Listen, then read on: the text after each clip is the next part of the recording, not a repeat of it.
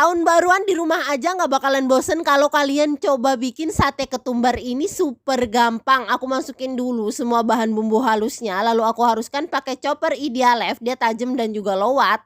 Next aku tumis sampai dia setengah matang aja ya, karena nanti juga akan dipanggang, dia akan matang sendiri pas dipanggang. Kalau udah setengah matang gini, oh ya jangan lupa dikasih ketumbar sama gula merah dan bumbu lainnya ya. Dikoreksi rasanya, kalau udah pas saatnya kita angkat, jangan lupa dikasih air asam juga. Tuangkan ke dalam daging sapi yang udah aku potong-potong, lalu diamkan selama 30 menit sampai 1 jam. Kalau udah didiamkan, saatnya aku kasih kecap, aduk yang rata. Next kita tusuk-tusuk.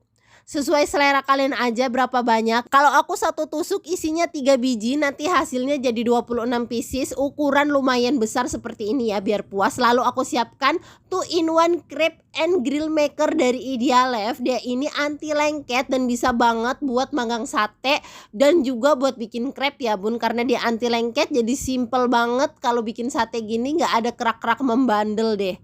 Tinggal dielap pakai tisu aja buat pembersihannya. Aku olesin bumbunya sesekali. Kita masak sampai matang. Kalau udah matang siap disajiin deh sate sapi ketumbarnya. Ini enak banget, rasanya gurih manis jadi satu. Apalagi kita sajiin pakai nasi anget. All cookware aku beli di Idealef.